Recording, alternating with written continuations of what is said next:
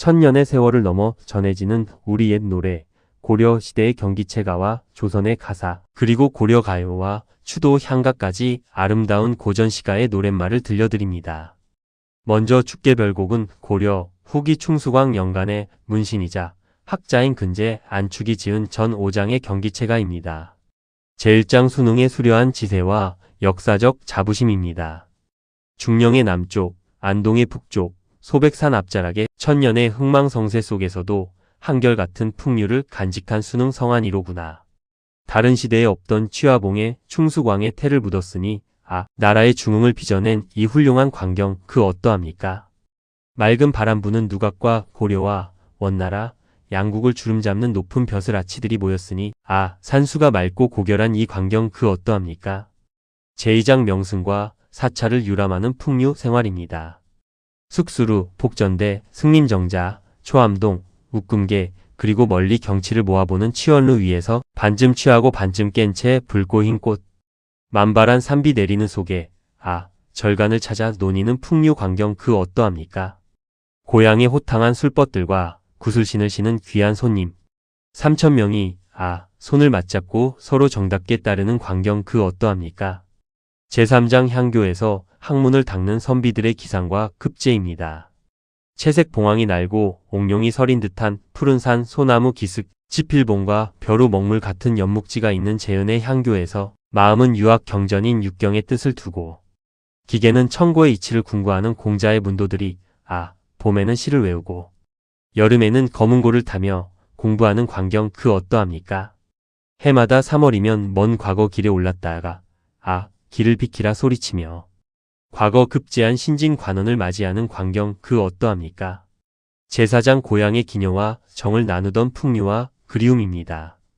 초산의 새벽빛, 고운 기생 소운영, 산속 뜰악의 아름다운 시절, 꽃들이 흐드러지게 피어 임을 위해 만발한 버드나무 그늘 골짜기에서 다시 찾아오길 바삐 기다리며 홀로 난간에 기대어 꾀꼬리 우는 소리를 듣노라. 여인의 따은 머리채 같은 한 떨기 푸른 구름이 길게 드리워 끊이지 않는구나. 하늘이 낸 빼어난 자태로 복사꽃 붉게 물들었을 때 헤어졌으니 천리 먼 곳에서 사무치는 그리움을 또 어찌하리요. 제5장 사계절의 자연 풍경과 태평성대의 찬양입니다. 붉은 살구꽃 흩날리고 향기로운 풀 우거진 술동이 앞 긴 봄날 푸른 나무 그늘 짚고 그림 누각 깊숙한 곳 검은 고줄에 이는 여름 남풍 누런 국화와 붉은 단풍이 비단결 같은 청산에 펼쳐지고 기러기 날아간 늦가을 뒤 흰 눈과 밝은 달빛이 서로 어우러져 빛나는 겨울 광경 그 어떠합니까? 나라를 다시 일으킨 거룩한 성대에 오래도록 끝없는 태평을 누리며 사계절 내내 풍류로 논이러 보사이다. 다음으로 관동별곡은 조선 선조 13년인 1580년 송강정철이 45세의 강원도 관찰사로 부임하여 관동 팔경과 내금강, 외금강, 해금강의 절경을 유람하며 지은 가사 문학의 대표작입니다. 제일단락 관찰사 제수와 부임 여정입니다. 자연을 사랑하는 마음이 고질병처럼 깊어 전남 담양 창평의 대나무 숲에 응거하고 있었더니 임금께서 강원도 800리 관동지방의 관찰사 직책을 맡겨주시니 임금의 은혜야말로 갈수록 끝이 없구나. 경복궁 연추문으로 달려들어가 경회로 남문을 바라보며 임금께 하직 인사를 드리고 물러나니 관찰사의 신표인 옥절이 앞에 서 있도다. 양주 평구역에서 말을 갈아타고 여주 흑수로 돌아드니 원주 섬강은 어디인가. 치악산이 바로 여기로구나. 제2단락 관내 순시와 애국, 애민의 정입니다. 춘천 소양강 흘러내리는 물은 어디로 흘러 들어간단 말인가.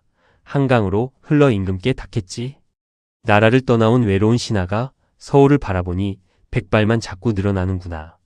철원 동주에서 밤을 겨우 새우고 북관정에 오르니 서울의 삼각산 제일 높은 봉우리가 웬만하면 보일 것도 같구나. 옛 궁예왕의 대궐터에서 까마귀와 까치가 지저귀고 있으니 나라의 천고 흥망을 알고 우는 것인가 모르고 우는 것인가. 회양이라는 이곳의 옛 이름이 중국 한나라의 회양 땅과 마침 같구나. 한나라 회양 태수 급장유의 훌륭한 다스림의 풍채를 이곳에서 다시 보여주지 않겠는가. 제3단락 금강산 입산과 만폭동 폭포입니다. 가명 안의 공무가 무사하고 시절이 화창한 3월 봄날인 때 화천 시내길이 금강산 풍악산으로 뻗어 있도다. 여행 행장을 간소하게 다 털어버리고 좁은 돌길에 지팡이를 짚어 백천동을 곁에 두고 만폭동 골짜기로 들어가니 은 같은 무지개요 옥 같은 용의 꼬리처럼 섞여 돌며 뿜어내는 물줄기 소리가 심리 밖까지 자자하니 들을 때는 우레소리 같더니 가까이서 보니 하얀 눈꽃이 흩날리는 듯하구나. 제사 단락 금강대와 신선적 풍류입니다. 금강대 맨 꼭대기층에 학이 새끼를 치니 봄바람에 실려온 옥피리 소리에 첫잠을 깨었던지 흰 저고리에 검은 치마를 입은 듯한 학이 허공에 솟구쳐 떠오르니 서호의 옛 주인 인포를 반기듯 나를 반겨 넘나들며 논이는 듯하구나. 제오단락 진월대 조망과 망고대 혈망봉의 지조입니다. 소양로봉과 대양로봉을 눈 아래 굽어보고 정양사 진월대에 다시 올라앉으니 천하명산 여산의 참모습이 여기서 다 보이는구나. 아, 조물주의 솜씨가 야단스럽기도 야단스럽구나. 날아가거든 뛰지나 말거나 우뚝 섰거든 솟구치지나 말 것이지. 활짝 핀 연꽃을 꽂아 놓은 듯 하얀 옥을 묶어 놓은 듯 동해. 바다를 박차는 듯 북극성을 떠받치고 있는 듯 하구나. 높기도 하구나 망고대여 외롭기도 하구나 혈망봉이여. 하늘을 향해 치밀어 올라 무슨 일을 아뢰려고 천만겁 세월이 지나도록 굽힐 줄을 모르는가. 아, 충절을 지키는 너로구나.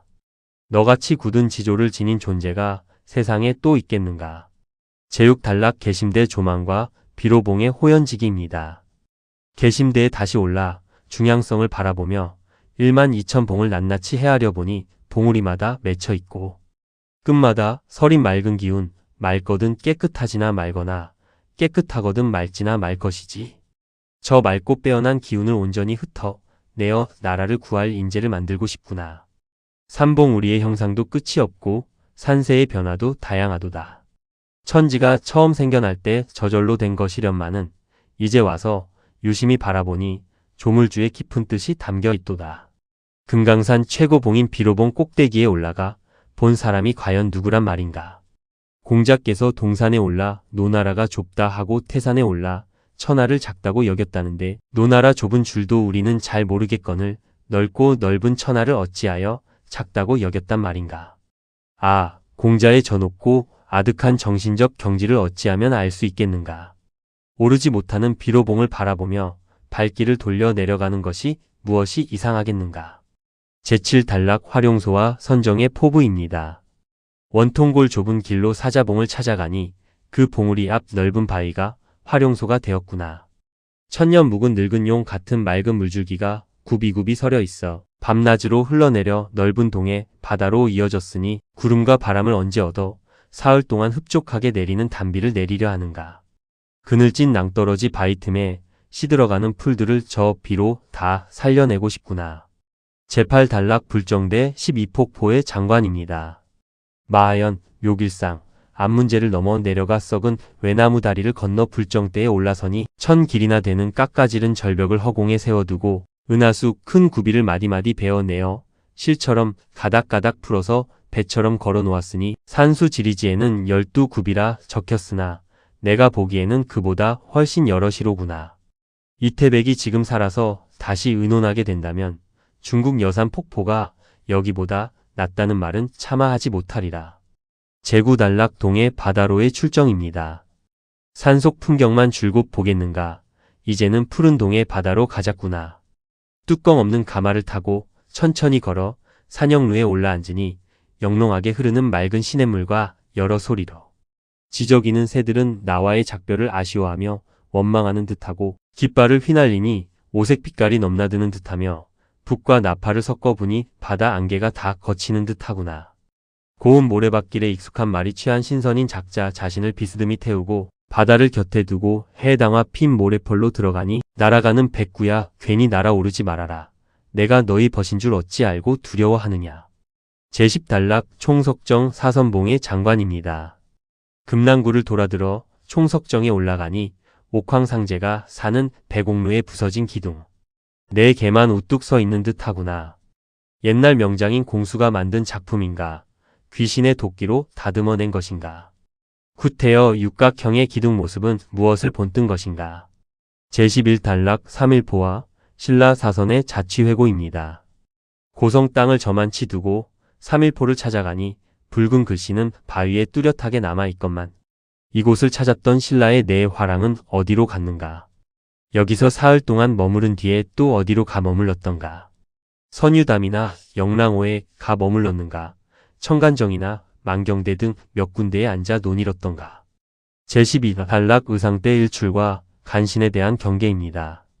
백꽃은 벌써 지고 접동새가 슬피 울 무렵 낙산사 동쪽 언덕 의상대에 올라앉아 동해의 일출을 보려고 한밤중에 일어나니 상서로운 구름이 뭉게뭉게 피어나는 듯 6마리 용이 해를 떠받쳐 올리는 듯 바다에서 해가 솟아오를 때는 온 세상이 흔들리더니 하늘 한가운데로 치솟아 뜨니 가느다란 털끝이라도 헤아릴 수 있을 만큼 온 누리가 환하도다. 혹시나 흘러가는 구름 같은 간신배가 해의 광채인 임금의 총명 근처에 머무를까 두렵구나. 일출을 노래한 시선 이태백은 어디 가고 빼어난 시구만 남았는가. 천지간에 일어나는 장엄한 소식을 참으로 자세하게도 표현해 놓았구나. 제13단락 경포호의 맑은 풍광과 강릉의 미풍 양속입니다.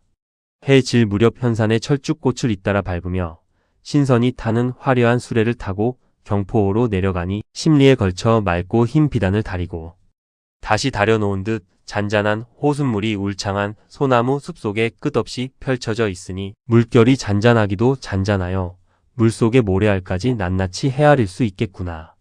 한 척의 외로운 배를 띄워 호수 한가운데 정자에 올라가니 강문교 넘은 곁으로 끝없는 넓은 동해 바다가 바로 저기로구나. 조용하도다 경포호의 이 기상이여. 넓고 아득하도다 저 동해 바다의 경계여. 이보다 더 완벽하게 풍경을 갖춘 곳이 또 어디에 있단 말인가. 옛날 알렴사 박신과 기생홍장의 사랑 이야기가 전해질 만큼 풍류가 번잡하다고 할 만하구나. 강릉 대도호부의 풍속이 참으로 좋기도 하구나. 충신, 효자, 열렬을 기리는 정문이 고을마다 늘어서 있으니 집집마다 벼슬을 줄 만큼 착한 풍속이 가득하다는 태평성대의 미풍 양속이 지금도 여기에 그대로 남아있도다. 제14단락 축서루 조망과 관원의 갈등입니다. 진주관 축서루 아래 50천에 흘러내리는 물줄기가 태백산의 그림자를 품고 동해로 흘러가니 차라리 그 물길을 돌려 서울 한강의 남산에 닿게 하고 싶구나. 관리로서 수행해야 할 관직의 여정은 기한이 정해져 있고 자연의 수려한 풍경은 결코 실증나지 않으니 가슴속 그윽한 회포도 많고 나그네의 수심도 둘 곳이 없구나.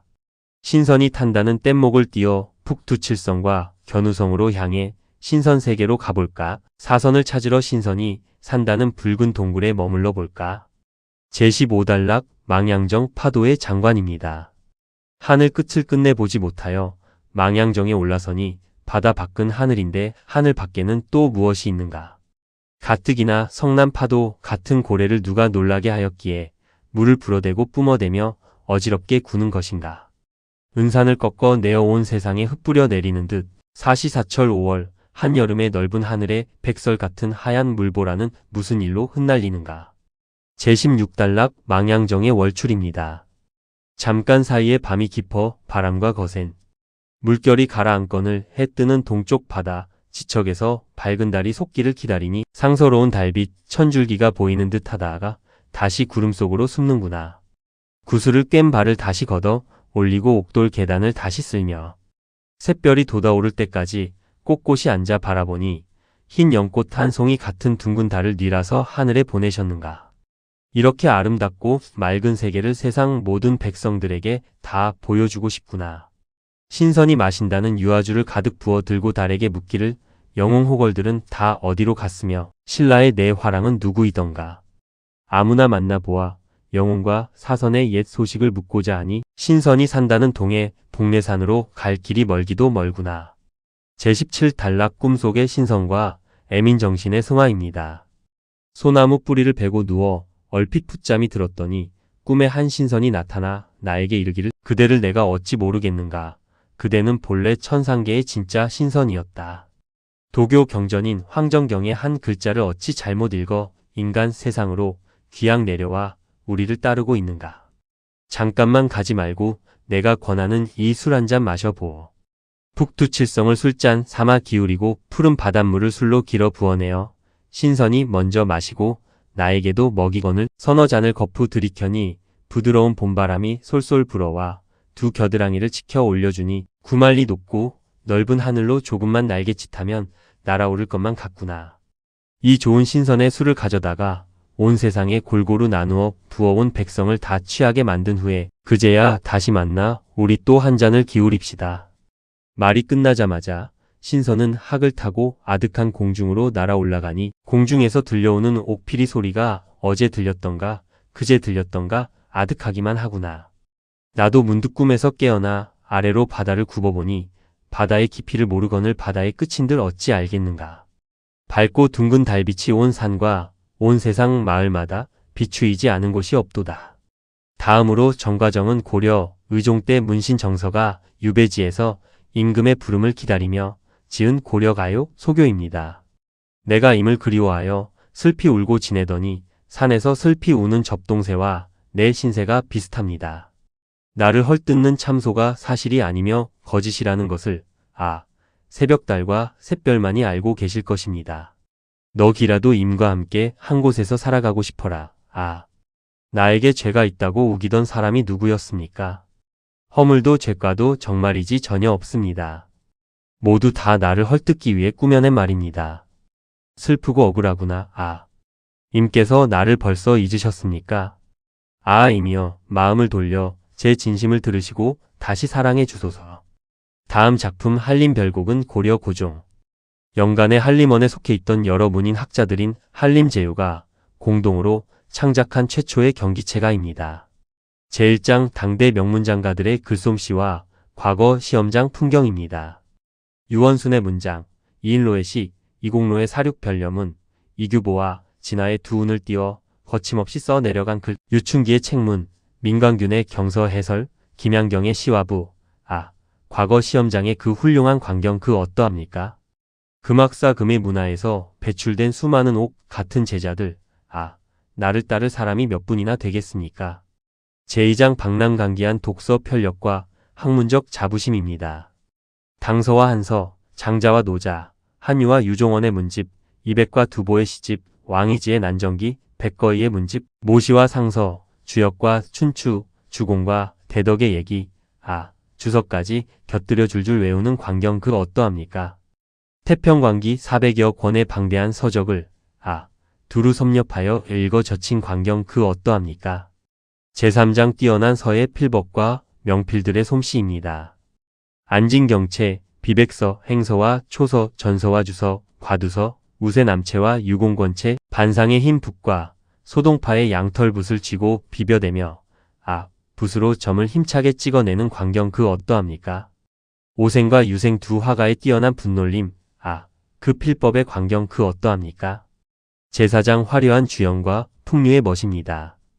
누런 황황주, 잣나무향, 백주, 솔잎송주, 달콤한 감주, 주겹주, 백꽃 필 때 빛는 이화주, 오가피주를 앵무새 모양의 잔과 호박잔에 가득 부어 서로 권하며 올리는 광경 그 어떠합니까? 유령과 사항 같은 당대 두 호탕한 주객들이 술잔을 주거니 받거니 기울이는 광경 그 어떠합니까? 제5장 만발한 화초와 자연의 아름다움입니다. 붉은 모란, 흰 모란, 짙붉은 모란, 붉은 작약, 흰 작약, 짙붉은 작약, 어사옹, 경춘선, 경화와 옥수, 비단결 같은 겹꽃들이 겹겹이 흐드러지게 피어난 광경 그 어떠합니까? 동쪽 동산의 폭삭꽃과 오약꽃 두세 가지가 향기를 그윽하게 내뿜는 광경 그 어떠합니까? 제6장 악기 연주와 가무가 어우러진 연회입니다. 아양의 가야금, 문탁의 피리, 종무의 중금, 대여양과 오기양이 타는 두 대의 가야금, 김선의 비파, 종지의 해금, 설원의 장구로 밤이 새도록 질펀하게 연주하는 광경 그 어떠합니까? 기생일지춘이 긴 소매를 늘어뜨려 추는 춤을 너울너울 받쳐들고 덩실 때는 광경 그 어떠합니까? 제7장 명승 누각에서의 호방한 기상입니다. 복례도, 선악도, 중림정, 푸른 누각과 요지연의 잔치, 옥당의 봄날, 치운룩, 강소각, 배곡룩, 신선이 논이는 듯한 이 경치 그 어떠합니까? 도성 안에 호기로운 기상을 지닌 3,000명의 선비들이 하늘에 신선이 되어 오르는 듯한 광경 그 어떠합니까? 제8장 그네 놀이인 추천의 청춘과 낭만입니다. 호두나무, 대추나무, 살구나무에 붉은 복숭아, 푸른 복숭아, 달콤한 사과밭을 지나 고리끈과 비단 매듭을 두르고 붉은 깃발을 메어 단 그네를 높다랗게 메어놓은 광경 그 어떠합니까? 내가 가려하니 내가 밀어라. 내가 가려하니 내가 밀어주마. 밀어라 당겨라. 젊은 선비 정소년아. 그네를 타고 높이 올라 벽꽃을 꺾을 때 내 손을 꼭 쥐어다오. 마지막 작품 도의장가는 1120년 고려 제16대 국왕예종이 고려 건국 공신인 신순경과 김락 두 장군의 충절을 추모하기 위해 직접 지은 팔구체 향각의 가요입니다. 임금을 온전히 보전하여 살리고자 사례였던 마음은 하늘 끝까지 통하셨으니 몸은 비록 갑작스레 목숨을 잃고 세상을 떠나셨으나 충성을 다하던 군사들의 참된 님이시여. 오직 홀로 적진을 뚫고 지나가던 그 용맹함이여. 이 차가운 옥 같은 서리 곧 서리빨 같은 절개를 지켜들어 보노라. 두 장군께서 베풀어 남겨주신 바라보는 높은 자취는 향기롭기도 하니 그분들이 걸어가신 충의의 길을 우러러 보노라. 오늘 이야기가 흥미로우셨다면 구독과 좋아요, 알림 설정까지 부탁드립니다. 감사합니다.